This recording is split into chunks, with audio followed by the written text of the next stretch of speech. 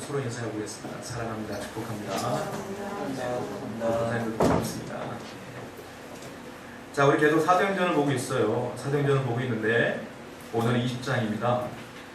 우리가 지난주에 말씀을 다시 한번 생각해 보자면 사도 바울이 복음을 증거하다가 알다시피 여러 가지 어려움을 당하게 됩니다. 그러다가 소요 사태가 일어나서 사도 바울이 어쩔 수 없이 그 지역을 떠나게 되는데 거기서 이제 에베소에서 사역을 마치고 돌아오면서 사역을 마치고 이제 떠나게 되는 장면이 오늘부터 시작되는 거예요. 오늘부터 12절까지를 보면 어딜 들리냐면 우리가 본 것처럼 드로아 교회에 잠깐 들렸다가 예루살렘으로 돌아가는 장면이 나오게 돼요. 여러분, 한국 교회에서 큰 부흥이 일어났어요. 알다시피 지금은 이제 교회에 많은 문제들이 있어서 세상에서 교회를 바라볼 때 부정적인 부분을 너무 많이 보는 것 같아요. 근데 한국 교회가 부흥할 때 우리가 간과하지 말아야 될 것은 부흥회라는 게 있었어요. 예전에 부흥회가 이 부흥의 결정적인 역할을 했다는 것에 대해서 아무도 우리가 반박할 수는 없어요. 사실 부흥회를 통해서 얼마나 많은 한국 교회가 은혜를 받았는지 몰라요. 제가 어린 시절만 해도 부흥회가 굉장히 많았거든요. 부흥회를 하면 일주일 하는 데도 있었고 3박 4일 정도 했어요. 보통 새벽, 그 다음에 아침, 저녁 이렇게 3번 정도 했고 많이 하시는 목사님은 점심도 하시더라고요.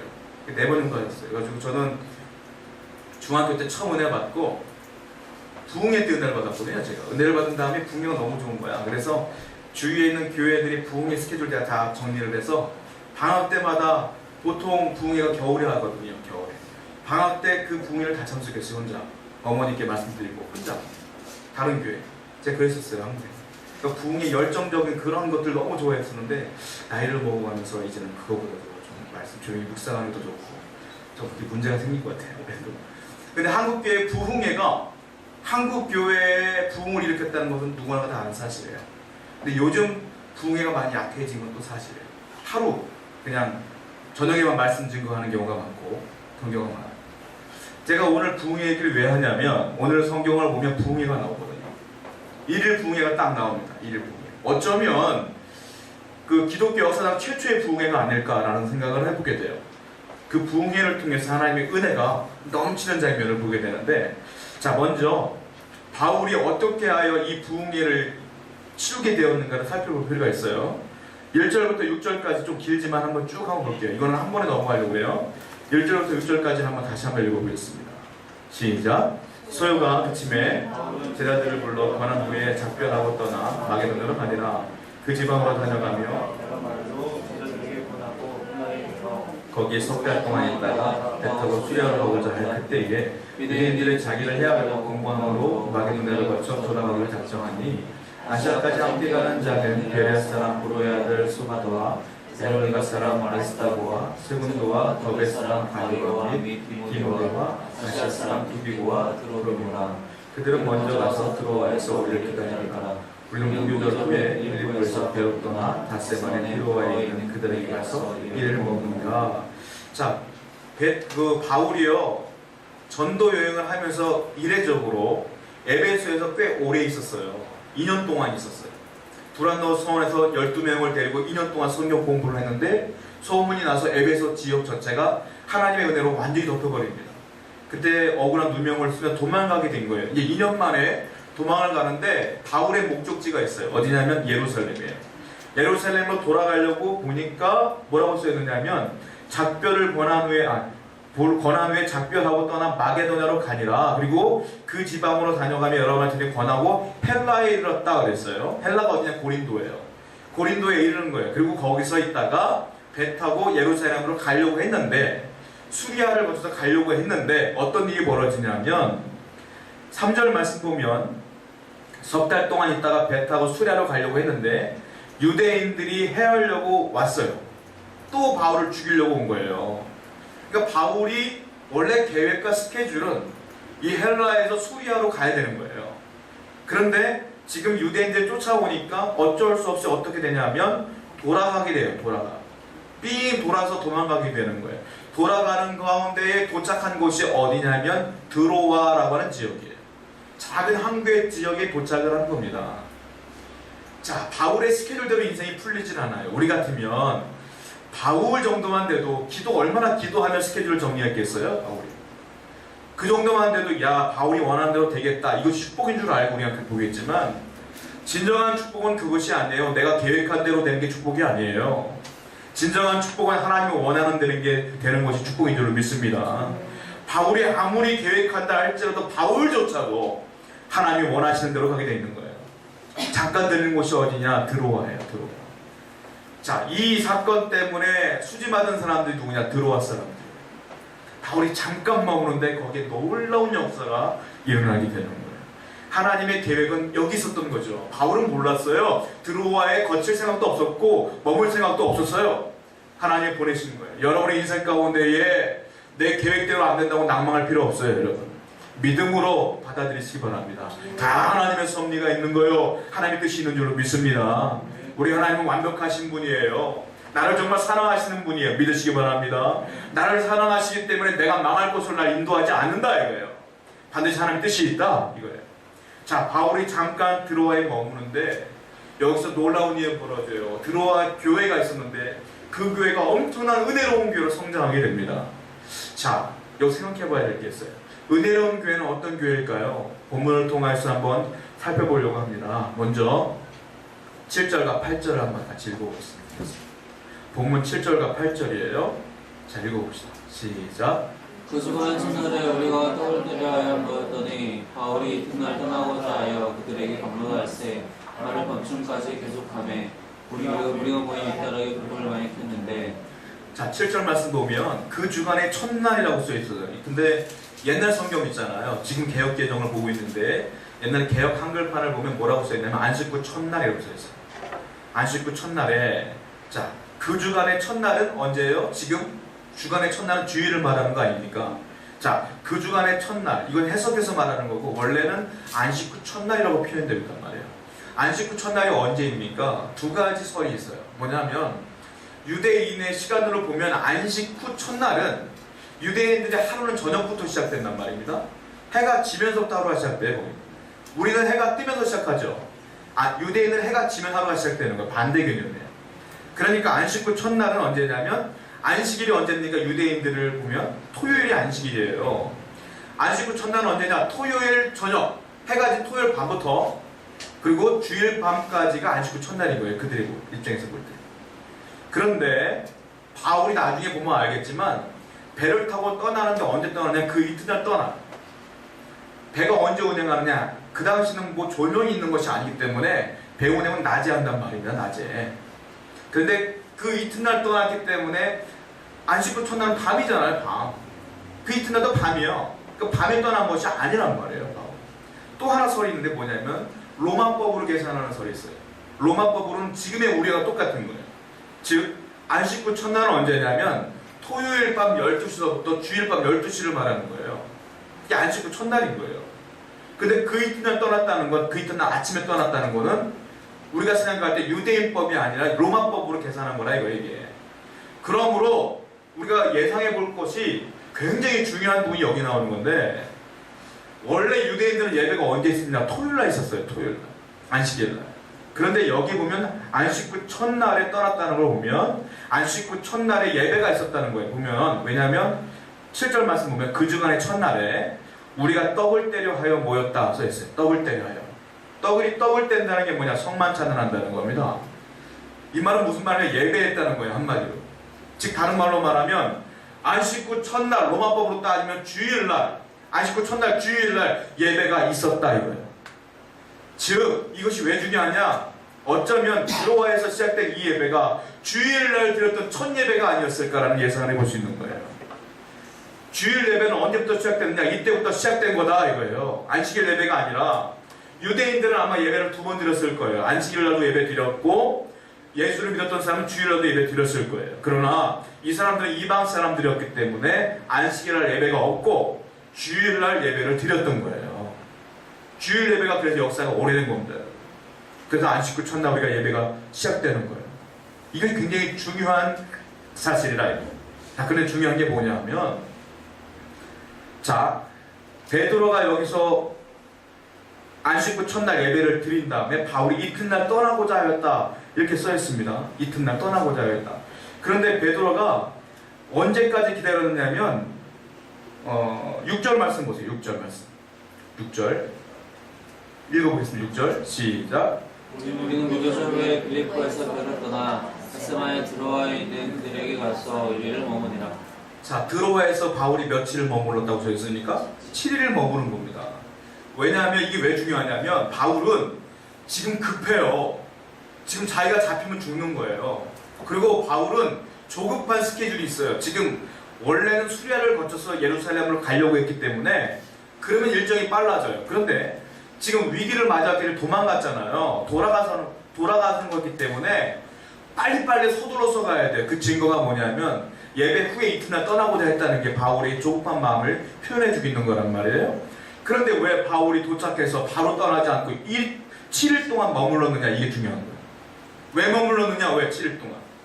그렇게 급한 스케줄 가운데 왜 바울이 7일 동안 머물러 있다가 그리고 안식구 첫날 드리는 그 예배를 참석하고 그 다음날 바로 떠났느냐 이거예요. 자, 중요한 게 있어요. 뭐냐? 바울의 우선순위가 뭐냐 이거예요. 바울은 내 스케줄이 아무리 조급한 스케줄이 저도 중요하지 않았어요. 드로아에 딱 머물렀던 예배가 일주일 뒤에 있는 거예요. 주일날. 자기는 그 예배를 참석하고 가야 되겠다는 거예요. 아무리 내 스케줄이 바빠도 그 예배를 참석한 이후에 그 다음날 바로 떠나면 스케줄이 맞을 것 같은 거예요. 그래서 7일 동안 자기가 잡힐지도 모르는 상황 속에서 머물고 있다가 예배 드리는 건데, 은혜련 교회, 드로아에 있는 모든 사람들도 예배당에 모여있는 거예요. 지금 은혜련 교회는 어떤 교회인지 아세요? 어떤 것보다 예배를 소중히 여기는 성도들이 모인 교회가 은혜련 교회인 줄로 믿습니다. 우리 세우는 가족 여러분들은 그 어떤 것보다 예배가 중요하게 여기를 줄 믿습니다. 예배를 드리기 위해 일주일 동안 아무 스케줄 없이 있는 거예요. 바로 그 예배를 드리기 위해. 예배가 얼마나 중요한지 몰라요. 자, 그렇다면 들어와 있는 성도들도 마찬가지예요. 왜냐하면 지금은 법정 공휴일이, 빨간 날이 법정 공휴일이에요. 주일날 쉽니다. 모든 직장은 쉽니다. 자, 그런데 이 당시에 주일날 쉬었겠습니까? 쉬지 않았습니다, 여러분. 그 다음날 쉬겠어요? 주말에 쉬겠어요? 쉬는 사람 하나도 없어요. 어쩌면 주일날 그 아침에도 이들은 일하고 예배당 온 거예요. 어쩌면 그들은 그랬을 거예요. 쉬는 날이 아니었기 때문에. 근데 그 예배당이 꽉 찬 거예요. 여러분, 얼마나 그들의 신앙이 뜨겁습니까? 오늘날 현대인들은 회개해야 될 게 너무도 많아요. 우리는 쉬면서도 예배당 못 나와요. 노느라고, 들로 바깥으로 가느라고. 얼마나 예배를 소중히 하는지 아시겠어요? 자, 그리고 예배 드릴 때 어떻게 예배를 드리냐면 8절을 보세요. 8절 같이 읽겠습니다. 8절 시작. 우리가 모인 위타락에 등불을 많이 켰는데. 자, 등불을 많이 켰어요. 윗다락에. 왜 등불을 많이 켰어요? 밤새 작정을 한 겁니다, 여러분. 불을 다 켜놓고 오늘 밤새 작정을 한 거예요. 예배들. 여러분, 예배 드리는데 우리는 1시간 넘어가면 벌써부터 마음이 안 좋아지죠. 분명히 주일 되면 무조건 1시간 안에 끝내야 되는 건데 마음이 안 좋아져. 이들은 밤새 작정을 하는 거예요. 제가 다시 말씀드리지만 쉬는 날 아니에요. 지금도 일하고 온 거예요. 내일도 일하러 가야 돼요. 근데 밤새 작정을 하고 예배 드립니다. 한국 교회 문제가 뭐냐? 예배 드릴 때 가장 사람들이 핑계 잘 되는 게 뭔지 아세요? 너무 바빠요. 시간이 없어요. 너무 바쁘다 보니까 너무 피곤해요. 주말 아니면 잠잘 시간이 없어요. 주일날 교회 갔더니 뭐 하루 종일 붙잡아 놓대. 저는 견딜 수가 없어요. 너무 힘들어요. 피곤해요, 바빠요. 그럼 다 이해할 수 있죠. 그래 바쁘다. 뭘 이해합니까, 여러분? 이거 이해할 수 있는 부분이 아니에요. 저는 이해할 수 있는 게 있어요. 아픈 사람은 이해할 수 있어요. 몸이 아프니까. 바빠서요, 피곤해서 이건 이해하기 좀 어려워. 왜냐하면 좀 예를 들어 볼게요. 여러분들이 만약에 나중에 결혼해서 돌잔치를 한다고 생각해봐요, 애들. 아니, 여러분들이 결혼식을 한다고 생각해봐요. 근데 내가 정말 사랑하는 친구들이 있어요. 동료들이 있어요. 근데 걔들이 안 왔어. 근데 하는 말이 뭐냐? 너무 바빠서 그래. 너무 피곤해서 그래. 그럼 말로는 그래 그랬구나 하지만 속은 어떻게 했어요? 이해할 수 있겠어요? 속상하지? 그 사람 결혼할 때 가겠어요? 피곤해서 안 가지? 하나님이 지금 여러분들에게 파티를 벌이는 거예요. 예를 들면 은혜를 주시고자. 근데 바쁘다가 안 온다면 하나님 마음이 어떡하겠어요? 피곤하다 안 하면 어떡하겠어요? 우리는 정말 하나님께 예배하는데 진짜 목숨을 걸어야 할 줄 믿어요. 그런 심정으로 주 앞에 나와야 할 줄 믿어요. 그래야지 하나님의 은혜가 있다고 생각되어져요. 바울은 이들은 이 예배를 위해서 정말로 최선을 다했다. 사도행전 2장 46절을 보겠습니다. 사도행전 2장 46절. 같이 한번 읽어볼게요. 사도행전 2장 46절 시작.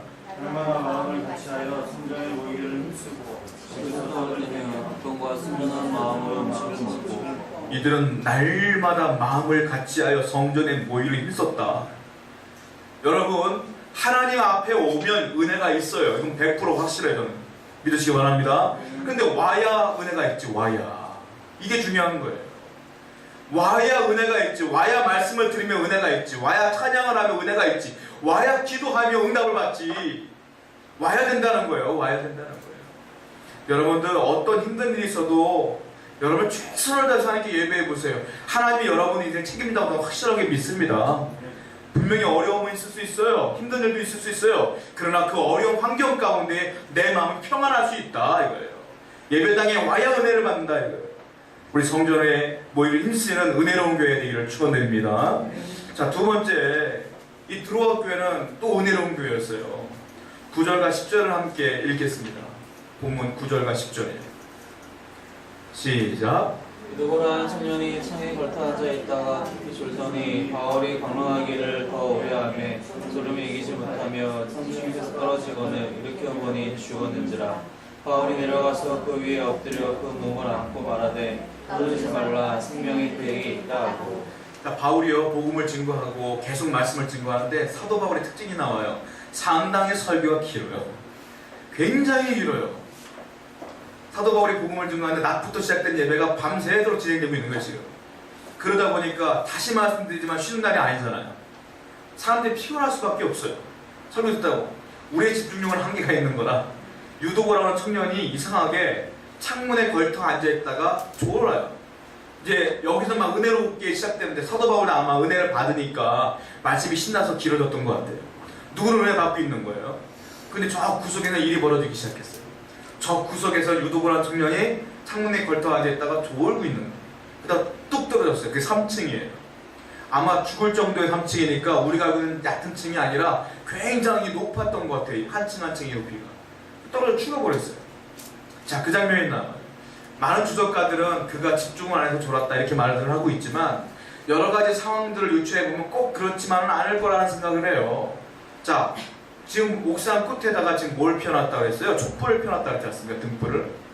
자, 지금 막혀있는 상황에서 등불을 계속 켜고 있으니까 공기가 아마 탁했을 거란 말이에요. 아마 우리가 유추해보는데 공기가 탁하다 보니까 창문 옆에 앉아서 맑은 공기를 쐬려고 하고 있다가 졸은 게 아닌가 라는 생각도 해볼 수 있고요. 그리고 너무 피곤하다니까 좋으니까 창문 옆에 창문을 열고 찬바람을 맞으면서 조금 정신을 차려보려고 애를 쓴 건 아닌가 이런 생각도 해볼 수 있어요. 유두부가 참 나쁜 사람이라고 몰아붙이시는 문제는 아니에요 사실은. 그러다 보니까 애를 쓰다가 어떻게든 죽은 거예요 지금. 근데 여기 반응이 중요한 거예요. 반응이. 예배당에서 지금 우리가 예배 드리고 있는데 누군가 죽어버렸다고 생각해보세요. 이거 예배가 되겠어요 이거? 근데 사도 바울의 반응이 너무 의연하다. 죽어버릴 때 사람들이 동요했을 거 아니에요. 어떻게 저 네 집 아들이야. 쟤는 어쩐지 맨날 예배 때마다 졸더니 이럴 줄 알았어. 이런 날이 올 줄 알았어. 이 얘기부터 시작하면 별 얘기가 막 있을 거 아니에요.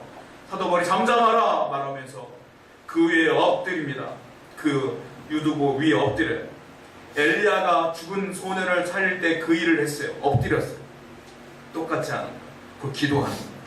그랬더니 어떤 일이 벌어지니까 그 청년이 살아났어요.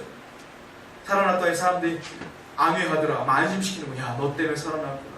이거 큰일 난 거예요. 왜냐? 은혜 받고 있다가 들어와 교회에서 사람이 죽었다. 소문나봐요. 복음이 증거될 수 있겠습니까?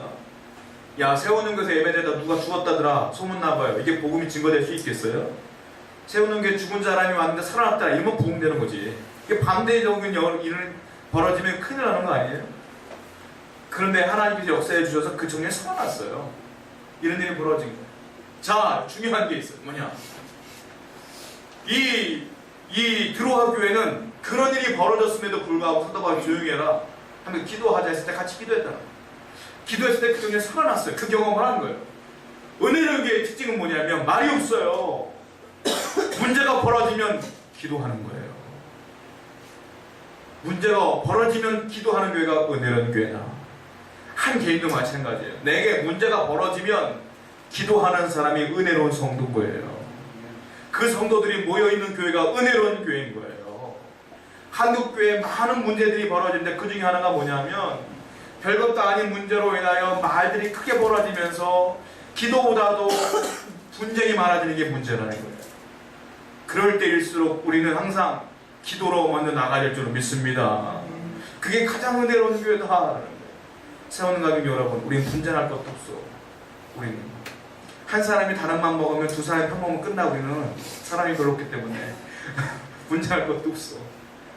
그래도 여러분, 우리는 항상 어떤 문제가 벌어지면 서로 연합하여 기도로 해결해야 될 줄 믿습니다. 그래야 하나님의 은혜가 있는 거 아니겠어요? 들어온 교회는 예배 중에 이런 심각한 일이 벌어졌음에도 불구하고 기도하더라. 기도하십시오, 여러분. 하나님 역사하실 겁니다. 자, 그리고 12절 말씀 보겠어요. 12절. 본문 12절입니다. 시작. 사람들이 사랑하는 청년을 데리고 가서 적지 않게 위로를 받았더라. 이 위로라고 하는 것은 안위라는 말과 똑같은 거예요. 그러니까 교회가 위기 상황이 있었으나 하나님의 기적을 베풀어서 지금 안위, 평안함이 생긴 거예요. 오히려 전화위복이 된 거예요. 기도의 승리입니다, 이것이. 자, 그리고 다시 본문으로 돌아올게요. 11절과 12절을 다시 한번 읽습니다. 11절과 12절. 시작. 올라가 떡을 떼어 먹고 오랫동안 곧 날이 새기까지 이야기하고 떠나니라. 사람들이 편안한 청년을 데리고 와서 적지 않게 위로를 받았더라. 자, 엄청난 일이 벌어진 겁니다. 사실 그 청년이 죽었다가 바울이 기도하여 사람들이 기도하여 살아난 거 아닙니까? 그러면 그날 받을 은혜 다 끝난 거예요, 사실은. 아니, 평생 받을 은혜 다 끝난 거예요. 여러분들 평생 살면서 죽은 사람이 살아난 경험 한 적 있어요? 없잖아요. 이건 아무나 할 수 있는 경험 아니에요. 평생에 한 번도 못할 경험이에요, 이거는. 그러면 사도 바울이 어수선하니까 자, 일어났으면 감사기도 한번 하고, 아니 좀 찬송 한번 하고, 감사기도 하고 한 다음에 이제 끝내면 돼요, 사실. 그러면 은혜롭게 끝날 수 있는 거예요, 그 예배는. 너무 은혜롭게 끝날 수 있는 거예요. 근데 11절 말씀 보니까 상당히 충격적인 말이 벌어져. 뭐라고 써있습니까? 올라가 떡을 떼어 먹고 오랫동안 곧 날이 새기까지 이야기하고 떠나리라. 사도 바울은 그럼에도 불구하고 너네 다시 올라가라. 올라간 다음에 다시 자기 할 일을 하는 거야. 말씀 증거할 거 하는 거야. 언제까지? 날이 새기까지 이야기하고 떠납니다. 사도 바울의 우리가 정신을 보여볼 수 있어요. 뭐냐면 사람들에게 가장 큰 은혜는 뭐냐? 죽은 자가 살아난 거예요. 이것만큼 큰 은혜는 없는 거예요. 이거 기적 아닙니까? 기적? 이것만큼 큰 기적이 없어요. 근데 사도 바울이 생각할 때 큰 은혜는 죽은 자가 살아난 게 큰 은혜가 아닌 거예요. 뭐가 큰 은혜야? 하나님의 말씀이야말로 큰 은혜인 거예요. 그러니까 그런 간증거리가 있음에도 불구하고 너 나와서 간증 한번 해라 이런 말 전혀 없어요. 그 친구가 간증하면 다 은혜 받을 텐데 그런 얘기가 없어. 특별 집회를 안 해. 그냥 하던 말씀 증거하는 거예요. 여러분 깨달아야 돼요. 진정한 은혜는 말씀으로부터 시작되는 겁니다. 진정한 하나님의 은혜는 말씀밖에 없어요, 여러분. 기적은 말 그대로 가뭄에 콩나도 가끔 있는 게 기적 아니에요. 어떻게 맨날 기적 가운데 살 수가 있겠어요? 하나님 말씀 앞에 머무는 자가 진정한 은혜의 자리에 있는 줄로 믿습니다. 사도 바울은 그 일을 하는 거예요. 제가 예전에 청년사업 갈 때 안타까운 것 중에 하나가 뭐냐면 이 친구들이 교회 주일은 지켜야 되겠으니까 교회는 와, 신앙 좋은 친구들이. 예배는 드려. 예배는 드리는데 주중에 어디서 충성을 하냐면 학교 가면은 선교단체가 많아요.